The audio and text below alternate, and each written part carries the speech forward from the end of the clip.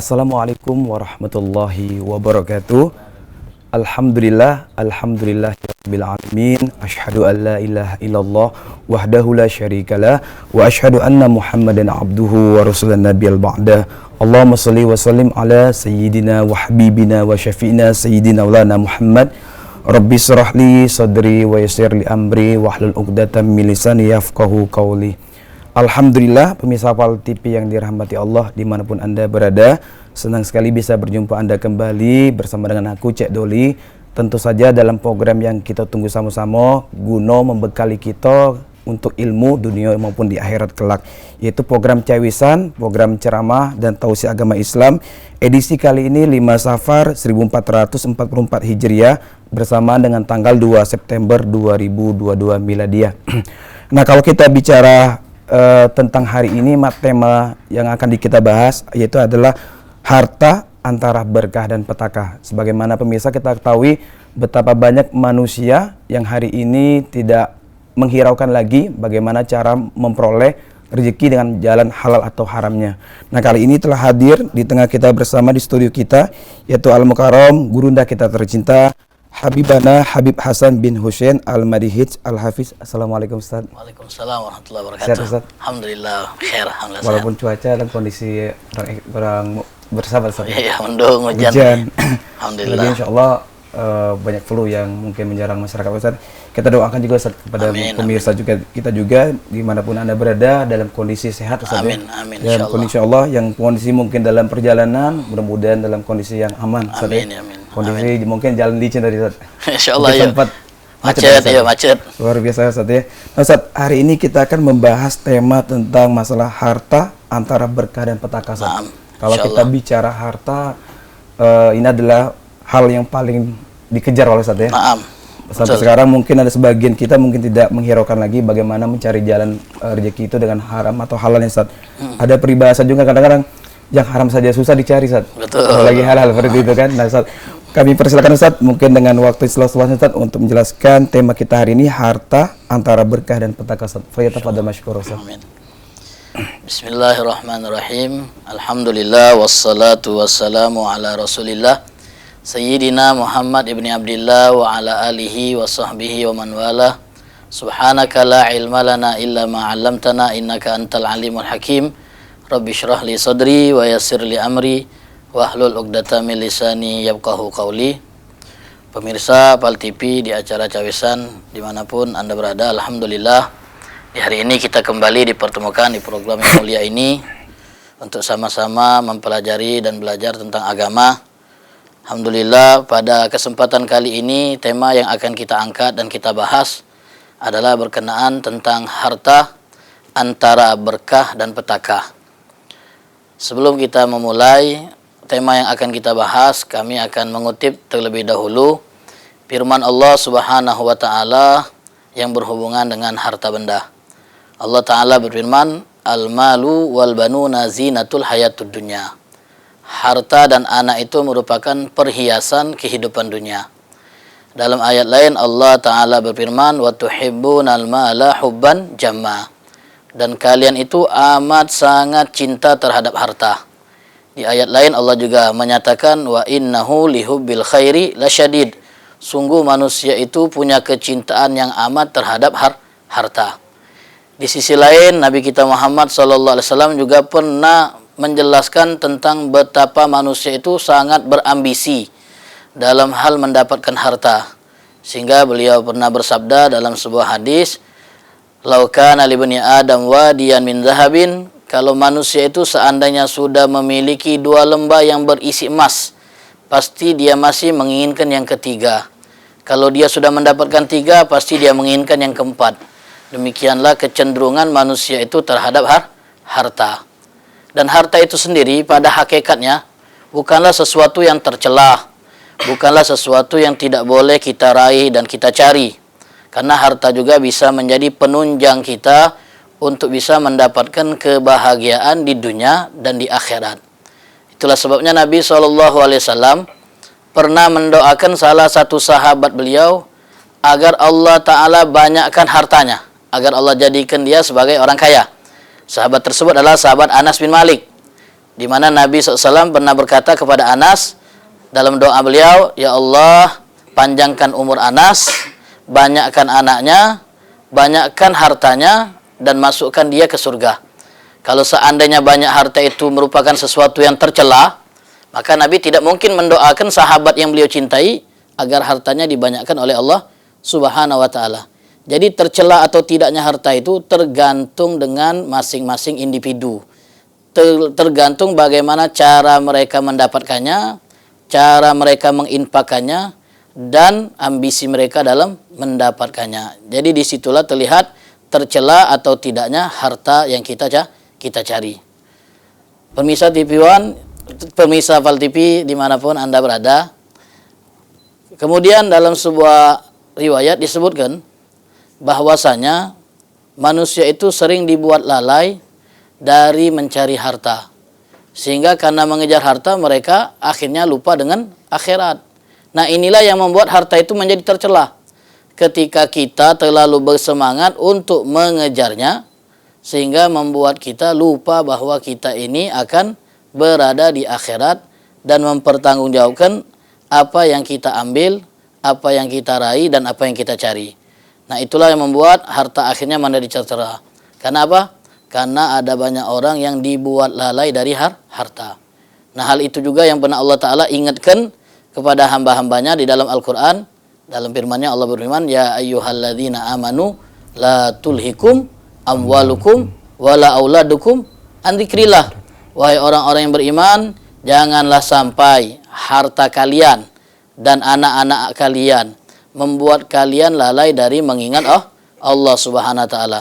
Jadi siapa saja yang karena mencari uang, mencari harta dengan profesi apapun yang mereka geluti sampai membuat mereka itu lupa dengan Allah, tidak mengindahkan perintah Allah, maka harta itu akan menjadi petaka buat dia di dunia dan akhirat. Jadi intinya siapa saja yang harta itu membuat dia lupa kepada Allah, lupa akan akhirat, maka harta itu akan menjadi petaka bagi dia di dunia dan akhirat. Kalau seandainya harta itu tidak membuat mereka lupa dari Allah, tidak lupa dengan akhirat, malah mereka menginfakkan hartanya itu di jalan Allah, menginfakkan hartanya itu dalam kebaikan, insya Allah harta itu akan menjadi sumber berkah, sumber kebahagiaan buat mereka di dunia dan akhirat. Jadi demikian, harta itu kita yang tergantung bagaimana cara kita mengelolanya, cara kita mencarinya. Jika kita cari dengan cara yang benar, insya Allah harta itu menjadi berkah. Kemudian kita infakkan dengan jalan-jalan yang benar, insya Allah dia juga akan menjadi berkah. Dan juga kita tidak terlalu berambisi dan punya kecenderungan yang berlebihan terhadap harta itu sendiri.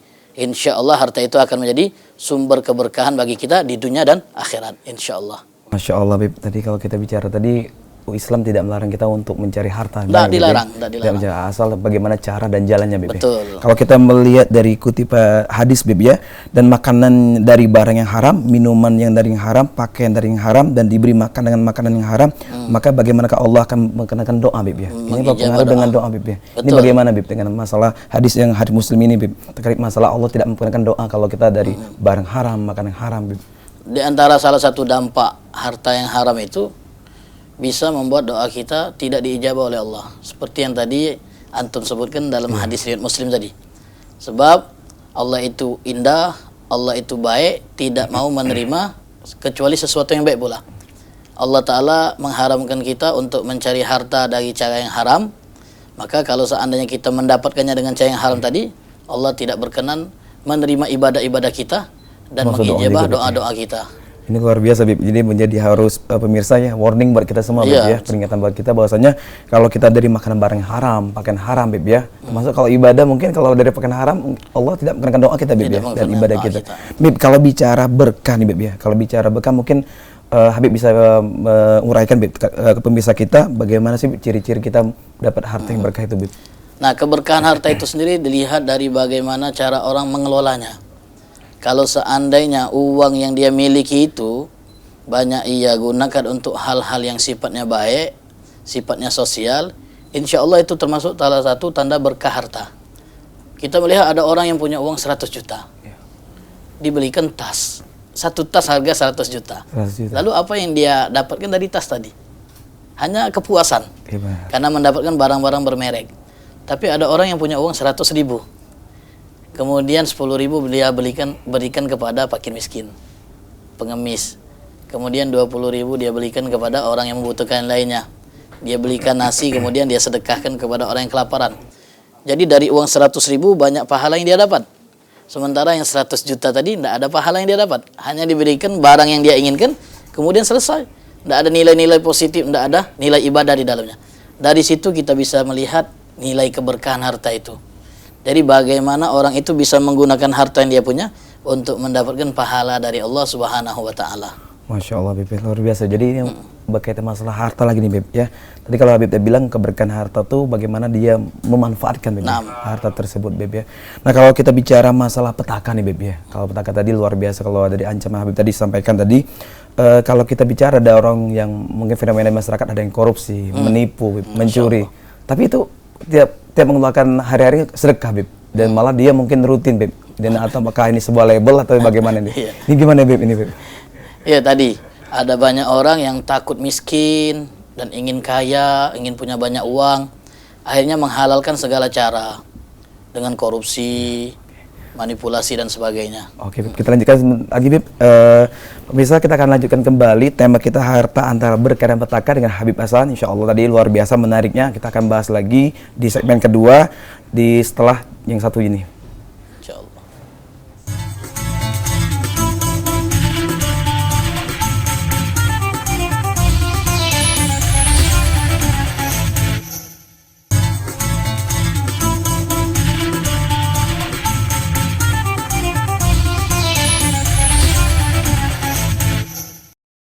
Alhamdulillah pemirsa, balik lagi sama aku Mang Cek Doli dalam edisi kali ini Jumat 5 Safar 1444 Hijriah dalam program Cewisan kita.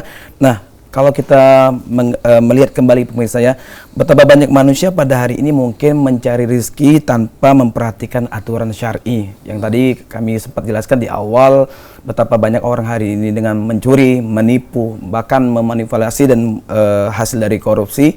Dan ini tentu akan kita lanjutkan kembali pertanyaan kita bersama guru kita tercinta, yaitu Habib Hasan bin Husain Al-Madihij Al-Hafiz. Dan sebelum itu kami akan membuka layanan telepon kepada pemirsa yang ingin bertanya. Silakan jatuh dengan bertanya maupun di tema kita maupun di luar tema nantinya di layanan telepon interaktif kita di 0711 38022. Nah, Habib Hasan, kita lanjutkan kami Habib terkait masalah petaka tadi Habib. Kami silakan Habib. Dalam hadis Nabi itu pernah bersabda, likulli ummatin fitnah, setiap umat itu ada fitnah yang Allah khusus ujikan kepada mereka. Kita tahan dulu Beb, ada penelpon kita kayaknya. Halo. Halo, assalamualaikum. Waalaikumsalam. Ya Pak, Jatri Pak. Dengan Bapak siapa Pak? Dari Pak Hafiz di Rumah Abang. Oke, Pak Hafiz dari Lembah Bang Pak ya. Ini luar biasa nih pemirsa kita yang sangat rajin sekali dengar cawisan kita nih Beb. Ya Pak Hafiz, Jatri Pak Hafiz. Assalamualaikum Pak Ustaz. Waalaikumsalam warahmatullahi wabarakatuh. Baik Pak Ustaz. Baik apa Pak Ustaz? Baik, alhamdulillah baik, alhamdulillah. Nah, mau nanya nih Pak Ustaz. Silakan tafadhol Jatui. Ini ada Pak Ustaz. Tapi alhamdulillah saya ini nggak punya juga pekerjaan Pak Ustaz. Alhamdulillah. Pertanyaan saya itu, saya bayar nazar dulu, apa yang kita minta dari Allah, apa kita bayar dulu.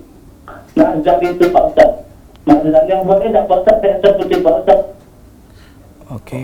Terkait masalah nazar Pak Hafiz ya? Iya. Coba diulang Pak pertanyaan. Boleh diulang lagi Pak Hafiz terkait masalah pertanyaan Pak Hafiz?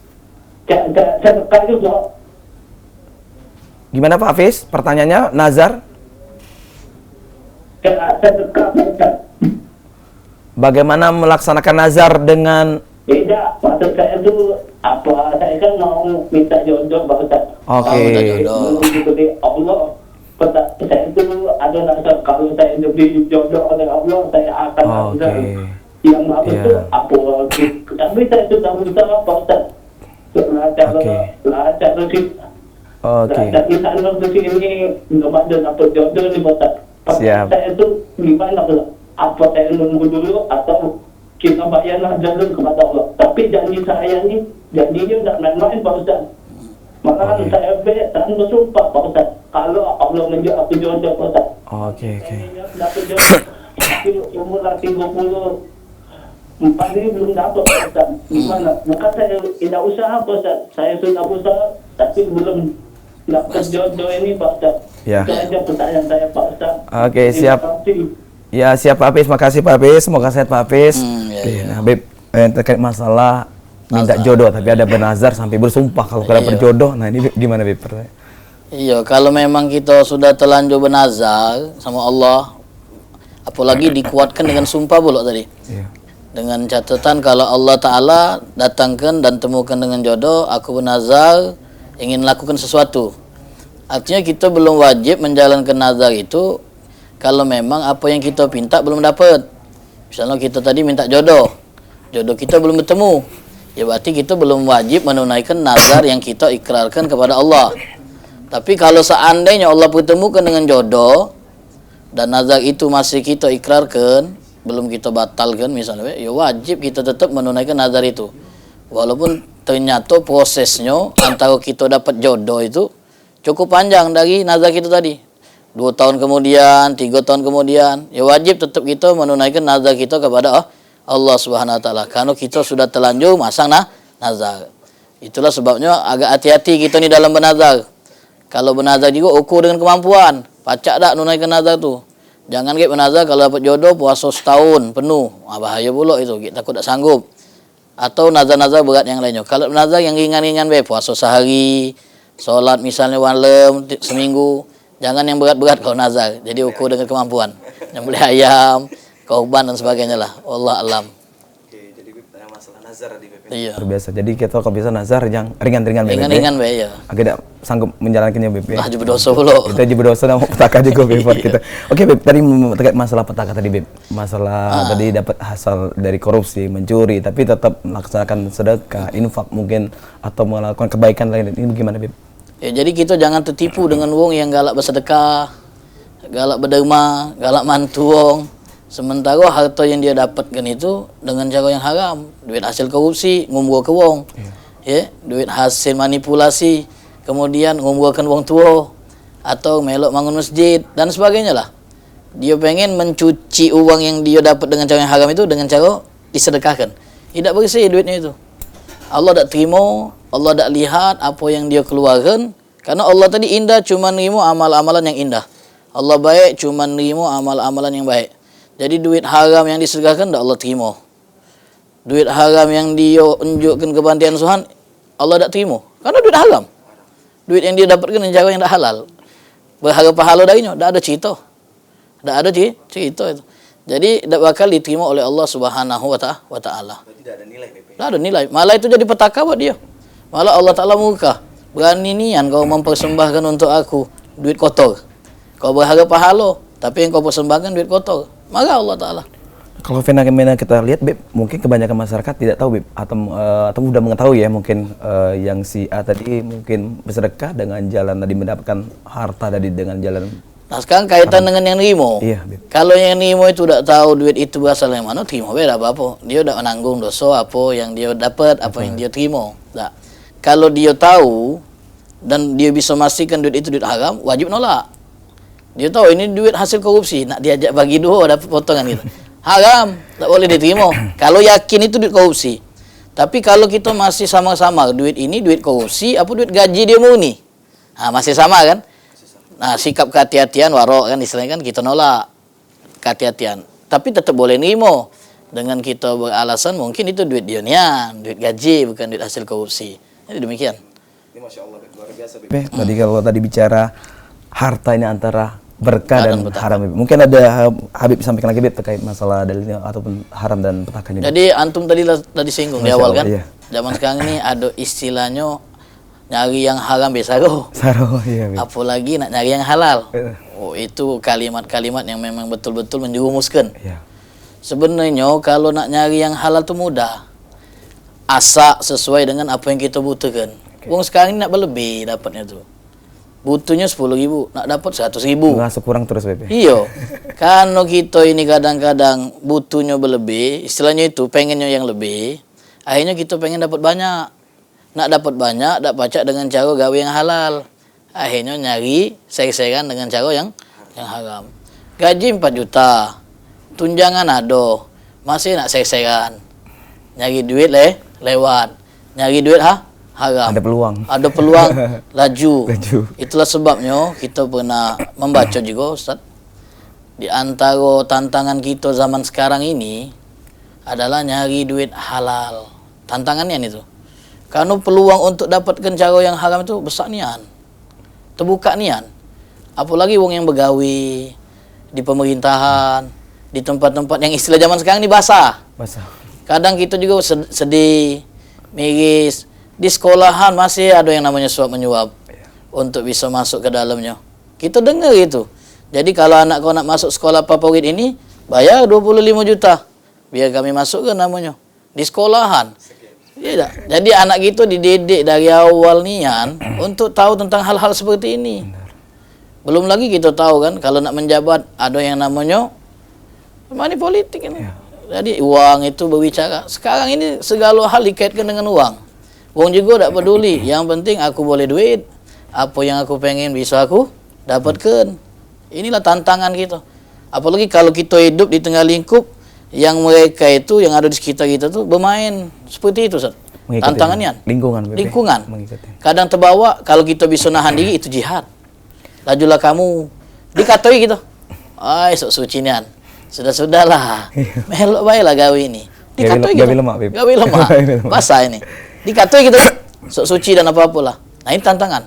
Kalau kita tetap dengan prinsip itu, pantang nimo duit dari cara yang haram, insya Allah selamat dunia kita, selamat akhirat kita, selamat keluarga kita, selamat anak-anak kita. Tak mau petaka duit itu insya Allah. Seperti dalil tadi Beb, barang pakaian haram, makanan haram, iya, doa dan ibadah Beb. Itu. Bahasa sekarang ini Beb, ada namanya tergoda, digoda dan menggoda Beb. Nah, istilah zaman sekarang ini. Zaman sekarang Beb. Kadang-kadang ada tergoda tapi menggoda. Mungkin tak menggoda, digoda Beb. Nah Beb, kalau tadi Beb, bagaimana Beb cara kita untuk mendapat harta yang berkah Beb? Mungkin tadi kata Beb bilang tadi lingkungan tuh sangat, di salah satu faktor ada lingkungan yang mempengaruhi kita Beb. Nah, mungkin Beb mungkin ada tips lain Beb, bagaimana kita cara memperoleh kita sebagai karyawan, mungkin pekerja atau buruh untuk memperoleh harta yang betul-betul berkah Beb. Jadi caranya kita tetap berpegang dengan prinsip dalam Islam yang melarang kita untuk mendapatkan harta itu dari cara yang tidak Allah halalkan. Itu pegang prinsip itu. Jadi kita cuma nak dapatkan dari cara yang benar-benar halal. Kalaupun kita ragu duit ini halal apa tidak, kita tanyakan, kita pastikan. Ada kawan bertanya, dapat duit jalan. Ini duit jalan ada kan? Misalnya duit jalan. Kadang-kadang duit jalan dipakai separuh masuk kantong. Entah duit jalan itu pasti beri harus dihabiskan jalan atau boleh dimanfaatkan oleh yang berjalan. Nah, kadang-kadang mereka itu bermainlah. Duit jalan tadi pakai separuh masuk kantong. Halal apa-apa. Bos ngenjuk tu untuk dipakai. Jadi tak dipakai untuk jalannya atau di kantong tak jadi masalah. Ini syubhat. Tanya ke dulu bos, kalau aku pakai separuh ya bos. Kemudian separuhnya kantong boleh tak? Pakailah, baru halal. Baru halal. Beb. Kalau tidak masih ragu, syubhat namanya itu. Ada ijab ya, ijab kabulnya. Ada kepastian. Ada kepastian Hukum itu tadi. Jadi cara kita dapat berkah itu adalah mungkin ada dengan ijabnya, Beb. Iya, jadi kita pastikan bahwa yang kita dapat itu tidak katik syubhatnya, istilahnya kan. Tidak katik keraguannya, benar-benar halal. Jadi kita masuk kantong. Kalau haram atau syubhat masih ragu. Duit jalan tadi. Pakailah buat jalan kalau takut aku masuk kantong. Gitu tahu tidak diizinkan oleh bos, akhirnya makan duit haram. Baik, kalau tadi Habib bilang dari menjelaskan mana sumber nih Beb ya, sumber dari kita memperoleh harta tadi Beb. Tapi mungkin sumbernya benar Beb. Mungkin sumbernya dibenarkan Beb dari secara syar'i Beb. Tapi kadang-kadang mengelolanya mungkin dengan cara haram atau jalannya tidak diizinkan Allah Beb. Jadi Imam Haddad rahimahullah pernah berkata, harta itu kalau dilihat dari sumbernya dan cara mengeluarkannya ada 4. Satu yang didapat dengan cara yang haram, dikeluarkan juga dengan cara yang haram. Ini orangnya di neraka kalau tidak taubat. 2, didapat dengan cara yang haram. Oke. Beb, kita lanjutkan dulu Beb. Oke. Pemirsa jangan kemana-mana, nanti akan kita lanjutkan kembali tema kita yang hari ini luar biasa terkait masalah harta membawa berkah atau petaka bersama Habib Hasan bin Husain Al-Madihij Al-Hafiz. Nanti pemirsa kalau juga nak bertanya kayak jatuh di segmen selanjutnya setelah jeda yang satu ini.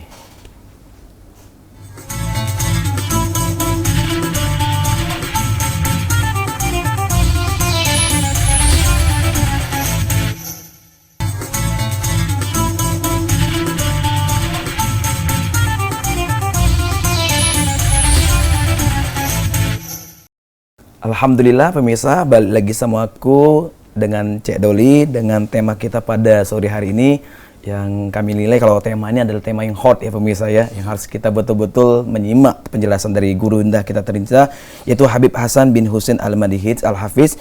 Beliau akan menguraikan kembali tema terkait harta antara berkah dan petaka. Kalau kita ketahui pemirsa, keberkahan harta tidak hanya dinilai dari banyaknya. Sungguh betapa banyak harta yang banyak namun tidak berkah. Nah, ini sangat menarik sekali ya pemirsa. Mungkin kita terlupa hari ini kita mengevaluasi diri kita, mencajar ya, mengingatkan kembali bagaimana sih cara kita memperoleh harta, baik itu sumbernya maupun pengeluarannya seperti itu. Habib, tadi kita bicara sangat luar biasa lagi Beb, yang Habib jelaskan tadi terkait masalah bagaimana tadi Beb kita cara menghindari, tadi Habib jelaskan juga, dan ini Beb bagaimana kita untuk ciri-ciri tadi berkah juga dijelaskan tadi Beb ya. Nah, tadi kalau Habib bicara tadi masalah mencari yang halal saro, yang haram besaro, apalagi yang halal tadi Beb. Mungkin Habib bisa jelaskan lagi Beb.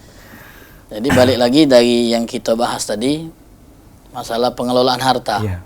Jadi Muhaddad mengatakan harta itu kalau dilihat dari cara mendapatkannya dan cara mengelolanya itu ada 4. Pertama, harta yang didapatkan dengan cara yang haram, kemudian dikelola untuk yang haram juga.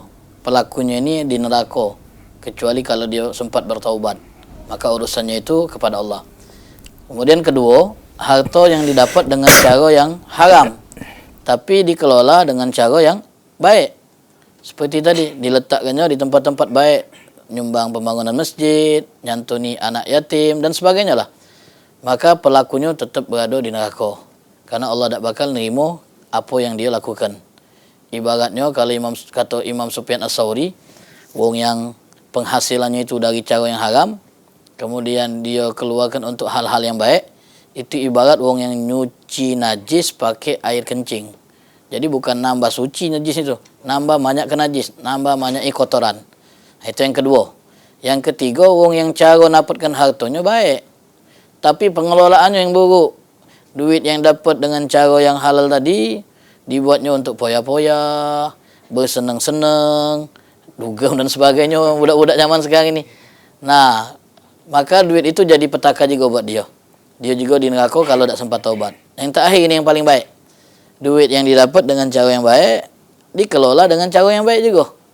Dinafkahi untuk anak bininya, untuk ibunya, untuk bapaknya, dan dia dermakan untuk hal-hal yang sifatnya kebaikan. Nah, inilah harta yang akan menjadi penuntun dia ke surga Allah Subhanahu wa taala. Nah, hendaklah kita jadi yang keempat ini kalau baca, dan minta sama Allah bantuan agar dijauhkan dari sumber rezeki yang haram, dan minta juga bantuan kepada Allah supaya kita bisa ngelola harta itu dengan cara yang baik juga, insyaallah. Yang keempatnya sumber yang baik dapat dan pengeluaran yang baik juga. Baik juga. Ini luar biasa Bib. Kita lanjut lagi Bib, nantinya pemirsa kami menjatuhi kepada pemirsa yang di rumah yang nak bertanya di layanan telepon kita interaktif kita di 0711 38022 yang nak bertanya di tema kita hari ini harta, berkah dan petaka. Dan boleh mungkin di luar tema, mungkin pemirsa ada hal yang ingin tanyakan kepada guru anda kita Habib Hasan bin Husein Al-Madihij. Bib, tadi kalau kita melihat penjelasan Habib tadi mengenai poin-poin tadi, ada sumber dan pengelolaan Bib. Kalau udah mungkin terlupa gitu, mungkin terlanjur Bib, mungkin dari sumber awalnya dari jalan haram, mungkin pengelolaannya haram dan pengeluaran haram, dan bertaubat Bib, bagaimana Bib untuk membersihkan harta yang diperoleh Beb selama ini? Ya, kalau memang dia sempat bertobat misalnya, pengen berubah. Kalau memang harta yang dia dapat dengan cara yang haram tadi, misalnya dari merampas milik orang lain. Korupsi tadi kan artinya dia ngambil duit rakyat. Jadi dia punya kewajiban untuk mengembalikan apa yang dia ambil. Wajib mengembalikan apa yang dia ambil, kemudian bertobat kepada Allah, minta agar diampuni duit-duit yang diambil dengan cara yang haram tadi yang sudah dia pakai. Oke Beb, kita lanjutkan dulu Beb. Oke. Assalamualaikum. Assalamualaikum. Waalaikumsalam warahmatullahi wabarakatuh. Dengan Bapak siapa Pak? Pak Alian di Pelaju. Pak Alian di Pelaju Pak. Oke Pak, jaturi Pak. Assalamualaikum Habib Ustaz. Waalaikumsalam warahmatullahi wabarakatuh. Ini nak bertanya Ustaz. Jadi kan gaji anak nih bisa dikartu ke UMR lah. Nah, jadi kan yang namanya sekarang ini bahan pokok naik dan lain-lain ini butuh yang namanya tambahan ini Ustaz. Nah, sekarang ini peluang duit ini banyak. Yolah ada aplikasi-aplikasi. Iya. Misalnya apa aplikasi, misalnya kita nonton video dapat duit, dari kita baca novel dapat duit dari situ. Macam mana itu kita natap kehalalannya apa tidak itu, Ustaz? Mohon arahannya, Ustaz. Oke. Ada lagi Pak Alian? Assalamualaikum. Waalaikumsalam warahmatullahi wabarakatuh. Ini menarik sekali Pak Habib Hasan dari Pak Alian dari Pelaju Habib, terkait masalah mungkin gaji UMR. Mungkin tadi Habib bilang ada seseran tadi, pengen dapat hal-hal yang tambah untuk keluarga dan sebagainya Habib, terkait masalah aplikasi. Sekarang lagi merambah Habib. Ya benar. Iya, terkait aplikasi yang nawarkan kepada kita cuan zaman sekarang ni. Iya cuan. Duit. Cuman dengan cara kita kadang-kadang cuman download be atau maco atau melok nonton dapat duit. Nah, jadi sebenarnya ana juga belum terlalu paham tentang cara kelolanya. Prosesnya itu mana pacak dapat duit itu cak mana. Dan kita tak tahu kan ngapa pacak diinjak duit. Cuman dengan nonton tadi, nge-like tadi atau dengan membaca. Kita tak tahu. Dan duit itu juga siapa yang nginjuk kita tak tahu. Iya pihak aplikasi mungkin kan. Jadi minimal hukum dapatkan duit dengan cara-cara cak ini syubhat. Karena belum jelas kehalalannya dan kita juga belum bisa memastikan keharamannya. Jadi syubhat. Namanya perkara-perkara yang belum jelas ini sebaiknya kita hindari. Sebaiknya kita jauhi supaya harta kita selamat dari hal-hal yang haram. Karena biasanya perkara syubhat ini lebih mendekati kepada yang haram daripada kepada yang halal. Jadi kita juga tak tahu ngapa baca dinjuk duit. Karena apa? Karena cuma nonton dinjuk duit. Ada ya baca cuma ninjuk nonton dia dapat duit kan? Harus ada kepastian ngapo. Kita nonton ni pacak boleh duit karena apa alasannya. Biar jelas kan untuk memastikan duit itu halal apa tidak kita terima. Kalau tak jelas nah itu tadi syubhat namanya Pak. Jadi hendaklah kita hindari hal-hal yang seperti ini. Ya kalau memang tadi kondisi kita yang lagi sulit, apa istilahnya pendapatan kita yang mungkin tak mencukupi lagi karena barang-barang banyak naik, ya minta sama Allah SWT bantuan. Mudah-mudahan kita ditemukan jalan-jalan yang lebih baik daripada dengan cara cak tadi tu yang seperti Bapak omongkan tadi. Jadi demikian, mudah-mudahan bisa menjawab dan semoga Allah Ta'ala berkahi rezeki Bapak dan mudah-mudahan Allah Ta'ala tambah rezeki Bapak insyaAllah amin. Amin ya rabbal alamin. Luar biasa BP. Memang ini udah merambah Beb ya. Iya. Jadi perlu ilmu dan perlu wawasan terkait masalah dia ada aplikasi Beb ya. Kita harus perlu cari tahu Beb ya. Bagus, bagaimana jelas, detail harus. Iya, harus proses seperti apa Beb untuk kita memastikan bahwasannya yang uang didapat dari cuan tadi Beb yang masuk ke rekening kita itu benar-benar yang dari jalan halal Beb. Ini berkah Allah SWT Beb. Masalah tadi Beb yang masalah kita bertaubat setelah kita lupa mungkin tadi dari sumbernya atau pengelolaannya tadi ya, jalan haram selama ini mungkin kita pengen kembali kepada jalan Allah Beb. Gimana cara kita membersihkan harta tadi Beb? Makanya tadi kalau seandainya harta yang kita dapatkan dulu itu dengan cara mengambil hak orang lain, merampas hak orang lain, ya kita punya kewajiban untuk mengembalikan apa yang kita ambil. Itu bentuk pertobatan yang serius. Tapi kita sudah bangkrut Beb. Duit dah ganti lagi nak ganti. Jadi cak mana jangan ya sudah seseli apa yang pernah dibuat, bertobat sungguh-sungguh sama Allah, perbaiki keadaan. Ya mudah-mudahan kalau Allah melihat keseriusan kita bertobat, Allah ampuni dosa kita. Allah maafkan kesalahan-kesalahan kita insya-Allah. Jadi yang penting ada keseriusan nak bertobat, nak berubah dan tidak ngulangi lagi. Ada kesempatan laju lagi kan. Artinya tobatnya tak serius. Jadi macam itu Beb. Jadi cara yang paling tepat malikkan apa yang kita ambil. Malikkan apa yang kita ambil kalau memang masih punya kemampuan. Kalau tak punya kemampuan lagi bertobatnya sama Allah, seseli apa yang pernah dibuat, kemudian berusaha untuk memperbaiki diri. Insya-Allah itu. Kalau kita tadi menyambung pertanyaan Pak Alian nih Beb ya. Tadi bagaimana tadi mungkin UMR gaji kurang apalagi sekarang masa serba sulit Beb. Ya mungkin ada teman-teman kita mau pemirsa juga di rumah mungkin ada sebagian kita sahabat kita mungkin ada kesulitan mencari duit Beb. Nah kalau kita mungkin dari kita mungkin berusaha semaksimal mungkin untuk istiqomah untuk menjaga keberkahan dan halal Beb. Mungkin ada tiba-tiba dari anak mungkin dari istri mungkin Beb. Tiba-tiba mencari sumber yang tadi tambahan jangan mungkin kita tidak tahu seorang suami ataupun seorang kepala rumah tangga mungkin jalan yang halal haram Beb. Ini gimana Beb? Kita mengingatkan ataupun keluarga kita agar kita menjaga keluarga kita untuk tidak mencari jalan yang haram Beb. Ya terkadang faktor keluarga juga yang mendorong seorang kepala rumah tangga itu untuk mencari rezeki dari cara yang haram. Dorongan dari kebutuhan anak dan istri, biaya hidup yang sulit. Nah, kadang-kadang itu juga menjadi faktor yang mendorong orang itu mencari harta yang haram kan. Termasuk tuntutan istri juga, Bim. Tuntutan istri. Gitu kan dapat ya, ada wong yang dulu tidak korupsi, tapi setelah dia menikah karena ada tuntutan istri, dorongan istri pula. Mana gitu hidup cak ini terus. Carilah lebih tuh. Akhirnya tergoda tadi untuk korupsi. Jadi itulah kita harus komit dengan istilahnya prinsip agama kita tadi, pantang mencari rezeki yang haram, pantang bawa balik duit haram. Dulu ada diceritakan, dulu tuh wanita-wanita zaman itu yang soleha, yang baik-baik, sebelum lakinya keluar nyari duit, dulu nyari duit sumbernya udah banyak cak zaman sekarang. Sekarang ini banyak pekerjaan untuk jadi sumber nyari duit banyak kan? Banyak. Kalau zaman dulu susah, paling tidak nyari kayu bakar, kalau tidak ke pasar, kalau tidak ke ladang, itu sumber nyari duit mereka dulu. Jadi istrinya ini pesan sama suaminya, jangan bawa duit haram ke rumah. Karena kami masih bisa tahan lapar, tapi kami tidak tahan azab api neraka. Jadi cari yang halal-halal jangan bawa yang haram. Itu pesan bini-bini zaman dulu. Zaman sekarang beda lagi, jangan balik kalau tidak duit. Kalau tidak duit, jangan balik. Jadi pantang balik kalau tidak bawa duit. Makanya tadi, karena dia bingung, cak manalah bini butuh, anak butuh, terdoronglah, tertipu oleh setan lagi pula. Akhirnya dia nyari duit haram.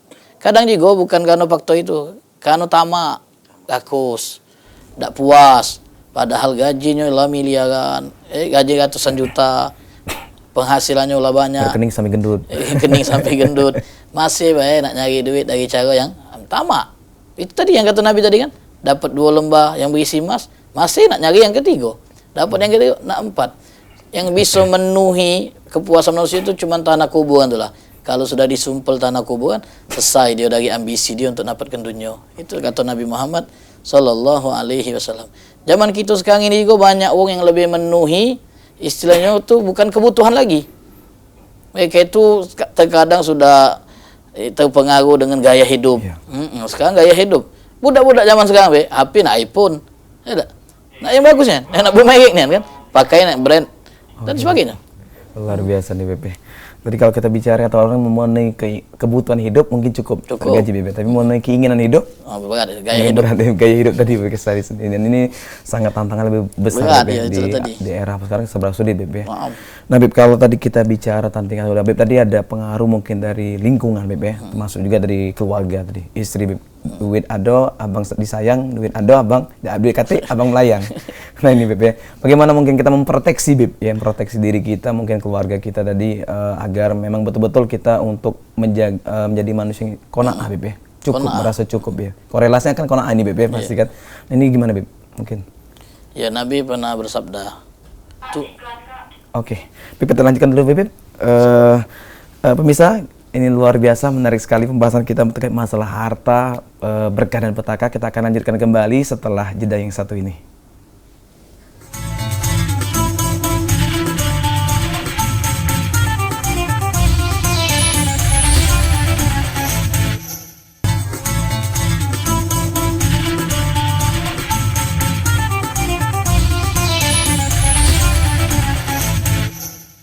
Alhamdulillahirabbil alamin wa syukurillah. Pemirsa dimanapun Anda berada, balik lagi sama aku dengan Cik Doli dan bersama gurunda kita tercinta Habibana Habib Hasan bin Husain Al-Madihij Al-Hafiz. Tema kali ini kita akan mengangkat, tadi telah dibahas dari segmen pertama sampai segmen ketiga, yaitu harta antara berkah dan petaka. Islam pemirsa tidak melarang kita untuk kaya dan mencari harta yang sebanyak-banyak dan melimpah, tapi yang menjadi pertanyaan kita bersama, introspeksi kita bersama, bagaimana cara kita memperoleh harta tersebut, apakah dengan cara yang haram maupun halal. Dan ini menjadi PR kita bersama. Tadi telah dibahas Habib Hasan, ya mungkin kita berada di segmen terakhir nih, ya mungkin Habib Hasan akan memperkuat kembali bagaimana kita memaksimalkan potensi pada pencapaian harta kita agar mencapai berkah dan senantiasa dan beridho Allah SWT. Mungkin Habib, kami persilakan Habib. Dalam sebuah hadis Nabi SAW bersabda, ni'mal malus salih li rajulis salih. Sebaik-baik harta yang didapat dengan cara yang benar kalau dipegang oleh orang yang benar. Jadi dia tahu bagaimana cara ngelola duit yang sudah didapat dengan cara yang benar tadi. Maka ada contoh untuk dalam keadaan ini dan kasus ini pada diri Sayyidina Abu Bakar Siddiq radhiyallahu anhu.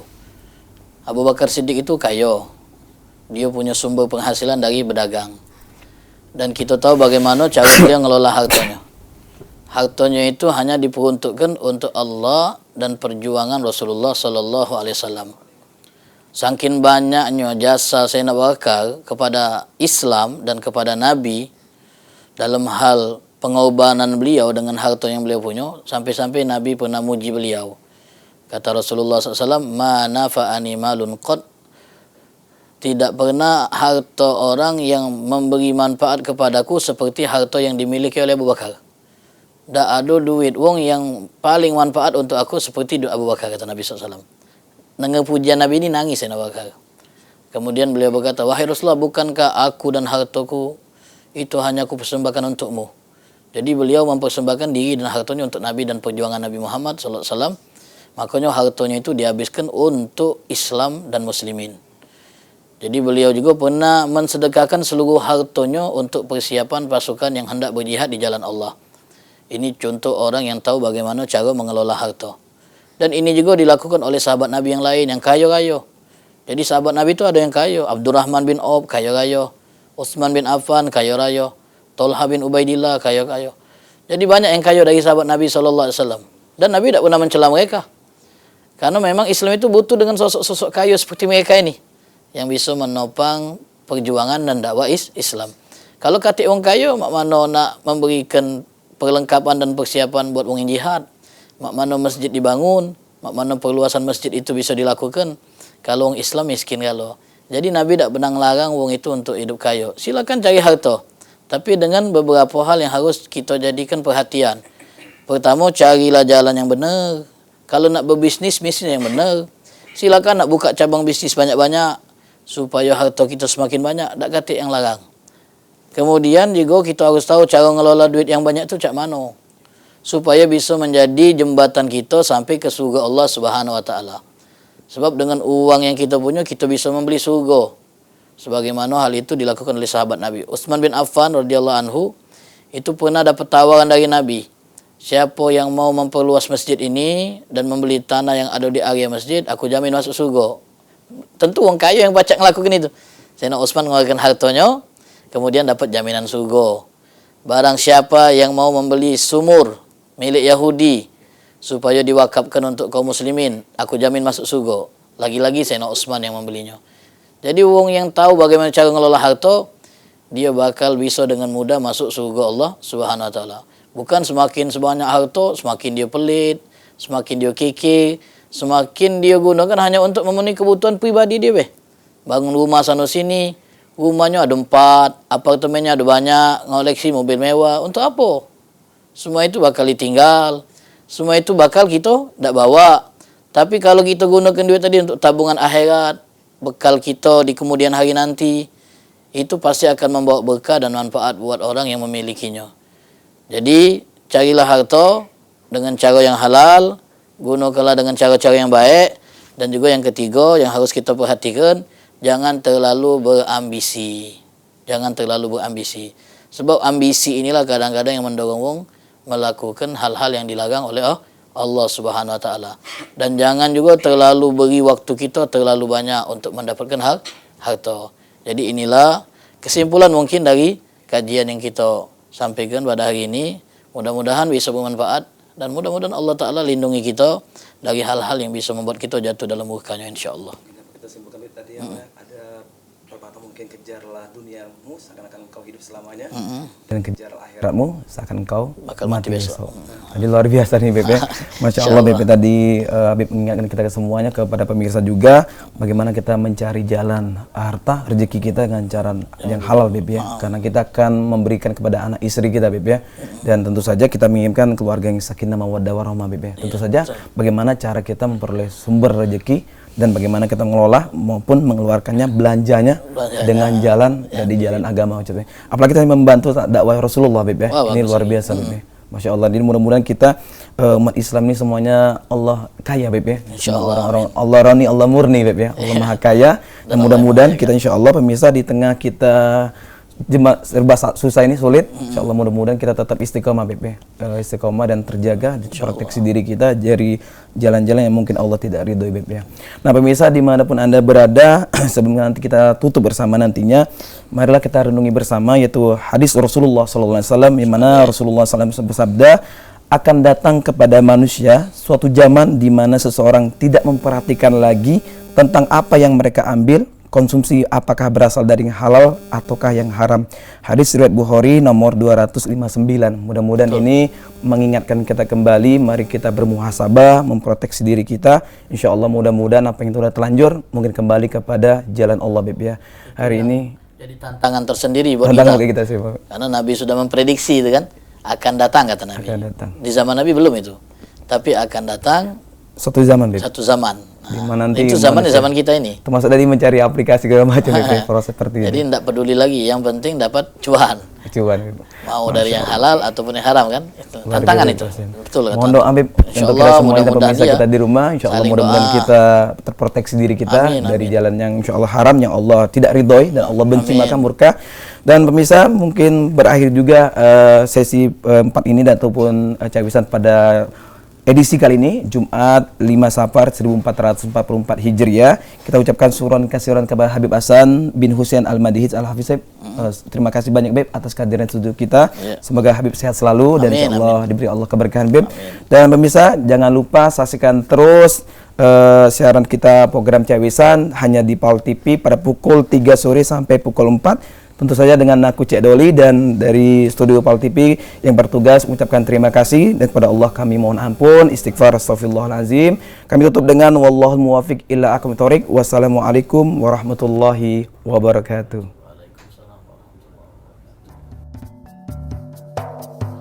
Bacalah dengan nama Tuhanmu, itulah permulaan ilmu. Seperti yang diwahyukan, menuntut ilmu satu kewajiban. Ilmu menjadi penyuluh jalan, dengan ilmu dapat kemuliaan. Ilmu memajukan kehidupan, ilmu yang baik dapat keberkatan. Sabda Rasul junjung